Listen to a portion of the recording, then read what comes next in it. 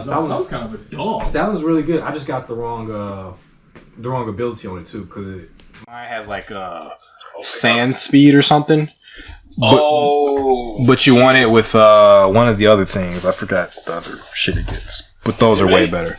Intimidate is one, but then it has another one that's like super good, like ultra amazingly good. Yeah, because that one that one you actually pretty much just useless. Yeah. My style one's like, I ain't gonna say.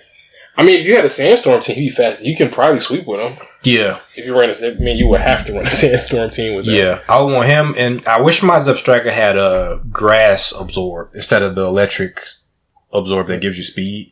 Grass absorb gives you extra attack power. So if somebody hit me with a grass attack, I could get stronger. Oh, because you're lightning rod. Yeah, that's what I need from him. I need him to just get stronger so that he can like super sweep. Because he's already pretty decent at sweeping. He just doesn't have any attacks that are stronger than 90. Yeah, I think that's it though. And all of them do right? His strongest is wild charge, and it does damage to him. More damage, yeah. So, or if he just knew like Stonehead, that'd be pretty good. Yeah, because it's dumb that gives Zep Striker a special attack raise. It's so stupid. Yeah. So I love it. I love this. Yeah, man. Ugh. I'll get there. I'm still got to try and go through Alpha Sapphire first with that B team. I heard the most difficult Elite Fours are. They say Black and White is actually number 2. I thought it was number 1, but it's number 2. I think number 1 they said was like X and Y. They couldn't possibly say X and Y. They were easy. X and Y, the whole game is a joke. Oh shit! Like an actual joke. What's after X and Y? Sun and Moon. In my Sun and Moon might be it though. Sun and Moon, those totem Pokemon and like those things, they're actually. Actually, make sure I get that right. Totem Pokemon. From what I would say, Gen 1, Gen 7, and Gen 5. Yeah, those are the for sure. Gen 1 was number 3, I think. You mean number 1 was Gen 3? No. Gen 1 was third. Gen 1 was third? Yeah. I could see that. I mean, even as a kid, Gen 1 was... I mean, that was back when Psychic was just... You just had to take Psychic Pokemon, you just walk through them. Weren't they all weak to Psychic? Well, you had the... Well, the thing is like, Lorelei didn't have... Lorelei and Bruno was ass. But Lorelei, Agatha, and Lance were fucking units. Because Lance had Dragon, so he had no weaknesses for the most part. Unless you had something with Ice Beam, and that was like your only way to do damage to him. Maybe I'm thinking... Maybe Gen 1 was like... At Gen 1, if you were at the Elite Four, you probably had all the birds, the legendary birds, so you just walk through. The biggest problem I had with the Elite Four originally was not knowing the difference in level.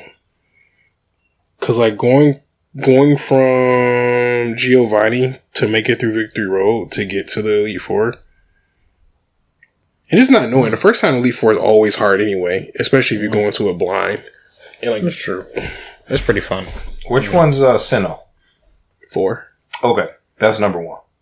Oh, so that's because of Cynthia. Garchomp. Cynthia's a fucking... Her team is disgusting. It's these fuckers, whoever they are. I've never seen them before. Yeah. They're ass. They're ass? Yes. No, Cynthia makes up for them, though. Oh, because she's the champion. Yeah. That's right. Yeah, they're ass, though. Because you do them, and then you just got her, and she's ridiculous. Overtuned is what I'm hearing. Dude, because in Gen 4, she had a spirit, her lead was a spirit tune. So it was dark and ghost. So it doesn't have, off top, it doesn't have weakness. Her first Pokemon just doesn't have a weakness on it. And it is extremely special bulky. It's ghost, so you can't hit it with any fucking thing. Then she has a Togetic that has Serene Grace. So Serene Grace gives you an extra 30% on bonus attack. The bonus of your attack moves. So, like, if it's supposed to flinch or whatever, it's an extra 30% chance of flinch. And naturally, Togekiss learns Air Slash. That's his main attack. And it has a 30% chance of flinching already. Oh, yeah. Air Slash is crazy. So, back then, they were giving it King's Rock, too. So, yeah, it's an extra 10%. So, you're like a 70, 80%. Put the control so you do Thunder first turn, Thunder Wave. and then you just paraflinch them. Yeah, Togekiss is like crazy bulky too. Stupid bulky. And then after that, you got Gastrodon, a water ground type. So it only has one weakness. Super bulky. It has recover and special attack out the ass. Jesus. And then next is Roserade. Again, super fast, super high special attack. Lucario. Lucario's Lucario. Yep. And then Garchomp. That's a fucking unit of a team. That's monstrous. Because I think, too, she was nasty, too, because all her Pokemon were Gen 4 Pokemon. Garchomp, Lucario, Gastrodon, Togekiss was introduced, Spiritomb. I believe you fight her again, too, and she gets even worse. Yeah. She changed her team, too, I heard. And then, whatchamacallit, in the remakes, all the Elite Four, they're perfectly EV trained. So stupid. And they all have items, too. Yeah, the item part of Pokemon doesn't make sense to me, because it's like, it just destroys the balance. Like, to use them in battle is just like why? Yeah, I don't think you should be able to use items in battle. I don't think you should. I don't think the Elite Four should use them either. Nah. You're talking about held items or like restores and stuff? Restores like 4 restores. Yeah, held items. Yeah, that's cool. Yeah, because that's like strategy. But 4 restores, I just got a bunch of these. Because it just doesn't make sense in the world. Because like the way in the world you use, you got to spray them with the fucking spray. So it's just like it's in the middle of battle. It's like get back out there, buddy. Oh, these 4 are the ones dog walking me. Oh yeah, fighting. Oh, the fighting guy, yeah, the ghost Psychic, shit. Ghost, and he's dark, I think, the vampire looking dude. Yeah, but the ghost one, that fucking Chandelure? Mm-hmm. She's the easiest one to me now, because I can almost one-shot her. The fighting one, I can almost one-shot, but the other 2 are fucking... Especially the psychic one. She's fucking horrible. Yeah, unless you got a darker ghost. I mean, a darker bug. Yeah. The problem with her, the psychic one, is I can't even use the Archeops, because Archeops is like a big sweeper for me. And then she can use her Frostlass to just one-shot Archeops. Oh, yeah? Yep. Because Frostlass is like crazy fast. Super fast. I was mad. She's faster than a zebra. Yeah, and especially if she has the Snow Cloak Inhale. Or Snow now. Yeah. Get your best. Because Archeops can't learn anything dark, can it? It comes with crunch. It gets crunch. Okay. Yeah. But if she's faster, he's just getting one shot. Because even if I could just do one crunch, it would just save the rest of the team. But he just gets one shot. Yeah, that Blizzard. Because when Archer hasn't got no defense, it's just all attack and speed. It's just complete sweeper, just nothing else. Like it gets tapped and it's gone. It has decent HP, but it don't matter if you don't got no defense. Facts. Facts. Yeah. It's been pissing me off lately, but it's still a fun time. Yeah, I have fun with him.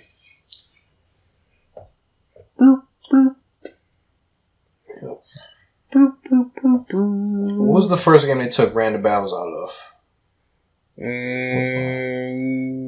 Was it 3D ones like 8? It was Gen 8. Gen 8, Sword and Shield? Sword and Shield, yeah. Okay. Yeah, random battles super annoying. Well, I was about to say, why are you asking? Why? These fucking random battles are so overtuned, man. Because it's no real way to how you can, dude. It's literally random. Like, it's no way to really... And it's random in a bad way, because it's like, more often than not, it's like every 2 seconds. Like, I get out of a battle and 2 steps later, I'm in another battle. Yeah. And more often than not. Like, I was very surprised by that, going back to like how often I'm fighting stuff. Yeah. Terrible. Nah. Yeah. I figured they'd have some sort of algorithm to like mitigate player annoyance. It's called Super Repel. That's what it is. For real. That's what it is. I had none. Well, the thing too, always kind of bugged me with Pokemon. Everything in the game is expensive as shit. Yeah, I was talking to Ryan about that. Be. And you get so little money because like the money's finite. Like if you beat every trainer in the game, your only source of money is the Elite Four. Yeah. Yeah. And that's so boring. It's horrible. Well, later on they added all that extra like I don't know. Like, I like Pokemon, like, for the story stuff. Like, all this stuff, like the Battle Frontier and all that stuff, whatever. Instead of, like, I feel like they should incorporate that into the story. Yeah. Instead of just, like, it's there. Yeah. Because it's like, if you don't know it's there, you don't know it's there. It's so dry. Breezy and I had this awesome conversation about prospective Pokemon plot lines. We were thinking, so sports betting, right? And more like among the mafia side of it, where someone may come along and say that, it'll be in your best interest to not win this next one. Hint, Snickers, Oh, there's a nice reward for you if you happen to hit that mat. And we were thinking, like, what if that was in Pokemon and you could just accept? And what if betting in general was a Pokemon? You could bet on yourself. I mean, the betting on yourself would be a really big part of the mechanic, and then you got the story elements too. Oh yeah, where you could take a dive. This is in the story, and it's not about being a hero. It's about getting paid. Like that's the story. Like you got some real grown ass man debts you need to pay off, and your legs kind of depend on this. Yeah, I'm really obsessed with like a capitalist path in a Pokemon game. Just with this conversation we're having about money, I was really thinking about that as I'm playing Pokemon. Like, I wish you just had ways to circumvent things. I was like, money would be a really interesting way of doing it if you strictly focused on money. But then Ryan came in with like the story aspect of it. Like, what if Pokemon sports betting? Yeah, sports betting. You got sports betting. The seedy underworld. It's only like, man, Lieutenant Surge had to do some shit during that war. There's a lot of unsavory shit, someone would say. Like, you might not necessarily have for instance, if you didn't want to just do all the constant battling, like if you just wanted to circumvent certain challenges with money, like if you wanted to pay somebody off for a badge, you have to pay them off to take a dive. Yeah, I mean, essentially, you just end up making like Oblivion, right? Or like something along those lines, like a simplified version of it. Yeah, it'd be weird. It'd be a different kind of game. You'd have to stop and design a whole new, I suppose you could say, genre. Mm-hmm. So would there be anything to base it off of besides real life sports betting? It's really like you just make the pot of money you need to do these things exceptionally high. So it'd be only open to like people who strictly focus on that part of it. Maybe they gamble in a casino, win a lot of money that way, give them casino access early on, and other sort of money challenges. To be honest, I like to squeeze the player a little bit. I want them to feel some real desperation. Mm-hmm. And so like you have like a slightly unrealistic money goal that they have to pay off. So in order to do that, they need to actually do some slightly ridiculous things. Like you really might need to take a couple of dives in order to drop your ratio so that you can bet it all on yourself and then win it all back. So you're just using the mechanics to solve a problem. Okay, no, I like that. I think that would be a good revival of a boxing franchise. I think it'd be really. I mean, it'd probably do bad for boxing, like realistically looking at it. But I mean, I think that'd be the best concept to do it with. Oh, imagine tying this back into the whole Pokemon thing. What if using a hard counter would affect your odds? Like, if you're going up against Lieutenant Surge and you go in with all bird Pokemon, your odds of winning drop dramatically. Dude. Oh, therefore, for sure. That's badass. Yeah, that's part of the betting. Yeah. That's absolutely badass, yeah. So sort of like with, what's the word I'm looking for? Like with boxing, where there's the weight lock. You'd have to lock in your Pokemon choice early, and that would set the odds. And then, like a week later, you'd actually do the fight. And let's say during that week, what if during that week you can't visit Pokemon centers because of the weight lock? So what if after you lock in your Pokemon choice, they Send in a couple of Team Rocket grunts. Make sure your Gengar doesn't show up today. Break a few Pidgey wings. I'm saying. And he's like, oh shit, like, now, if this Team Rocket grunt fight that you'd usually just yawn off, that's going to actually have... That's going to be a struggle. I mean, that's going to have lasting damage. That's your gym battle. You're going to be using that same health Pidgey in that gym battle. So now you need to actually do some story stuff and think like, should I take this fight or should I run? Yeah. All right. Yeah. Ooh, that's no, I like the concept of it. It's fucking gross though. Crazy gross. Crazy gross. Ooh, it's delicious. Hell. You can't really do that in a... What are you talking about? So, I wouldn't mind doing that with Bastards as like a DLC, like a different game mode type. Like, so you already had the assets, you already got the Bastards, you got everything, and it's like, wait, if we did it, I would just make it an area and like go to the casino. Go to the casino. Go to the casino's basement. Well, yeah, that's what I meant. But like, you know, make it the casino DLC. So you go to our version of Vegas and you go to the basement for the battles, and then I just like that.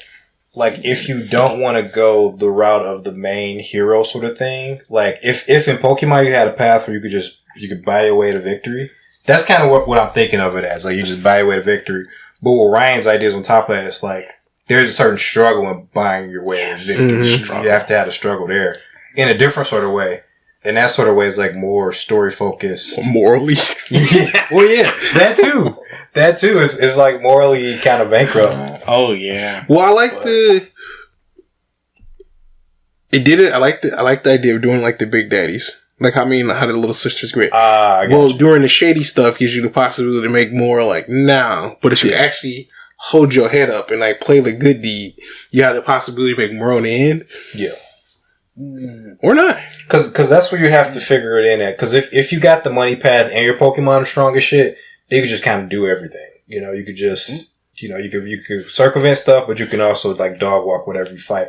So my idea was like the money path makes you kind of weak. Cause you circumvent like a lot of challenges. I feel like it will naturally end up like that. Yeah. Yeah. But there still has to be some type of other, that's me. There still has to be some type of other ramification as well, because strength can be circumvented really easily when you really get down to it.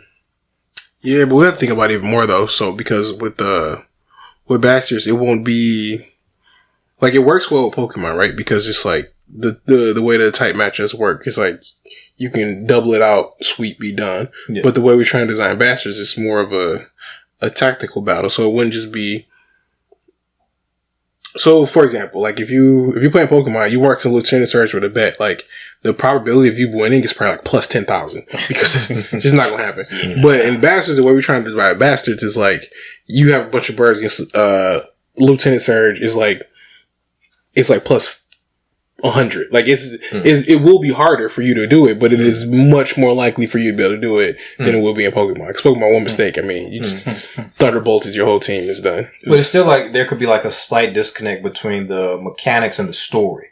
You know, in the story, it's like, oh, birds versus thunder. Oh, it's such a crazy thing. Yeah. But the mechanics themselves are more balanced to where it can more realistically happen. Yes, it's interesting. I'm very interested in the.